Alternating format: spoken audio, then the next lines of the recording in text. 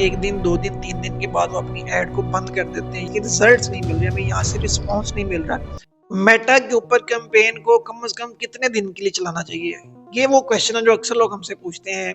कि हमने मेटा के ऊपर ऐड लगाई है, तो ऐड को हम कितने दिन तक जो है वो वहाँ पे चलने दें ताकि हमें रिजल्ट्स मिलना जो है वो शुरू हो जाए। यहाँ पे बहुत सारे लोग जो है मिस्टेक करते हैं कि वो अपनी ऐड चलाते हैं, 1 दिन, 2 दिन, 3 दिन के बाद वो अपनी ऐड को बंद कर देते हैं, ये कह के कि हमें इसके रिजल्ट्स नहीं मिल रहे, हमें यहाँ से रिस्पॉन्स नहीं मिल रहा।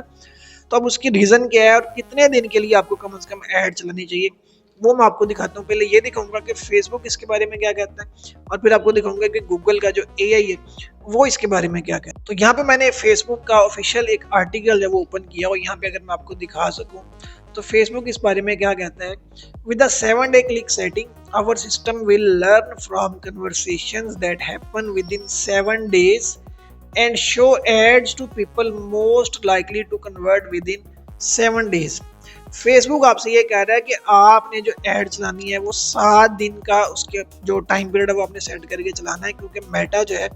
वो 7 दिन के अंदर इसकी लर्निंग करेगा, सीखेगा कि आपकी ऐड जो है वो किन लोगों के लिए, जो अपनी आपकी कन्वर्सेशंस होंगी, जो भी उसके अंदर आपका रिजल्ट्स आएंगे 7 दिन के अंदर, उससे मेटा जो है वो लर्न करेगा पहले कि ये आपकी ऐड जो वो किन लोगों को दिखानी है। उसके बाद मेटा आपकी जो ऐड होती है वो फिर एग्जैक्ट उन लोगों को दिखाना शुरू कर देता है जहां से आपको कन्वर्जन मिलना जो है वो शुरू हो जाती है। अब आ जाए आप गूगल के एआई के ऊपर कि गूगल का जो एआई है वो क्या कहता है इसके बारे में। Meta ad campaign should run for a minimum 5 to 7 days। कम से कम 5 से 7 दिन आपकी ऐड जो है वो चलनी चाहिए, to allow the algorithm to exit the learning phase and optimise performance. 7 दिन के अंदर आपका जो मेटा का लर्निंग फेज है वो कंप्लीट होता है, उसमें से वो एग्जिट करेगा, निकलेगा, और उसके बाद आपकी जो ऐड होगी उसको वो ऑप्टिमाइज करके आपको परफॉर्मेंस देना उसकी स्टार्ट करेगा। While some suggest testing for 3 to 5 days to minimize losses, a 7-day period is generally recommended to gather sufficient data, roughly 50 conversions, and account for daily performance fluctuations।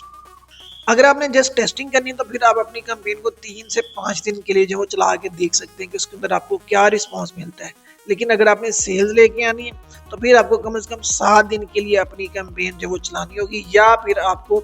50 conversion जो वो चाहिए होंगी, यानी 50 sales जो वो कम से कम आपको 7 दिन के अंदर जब आएंगी,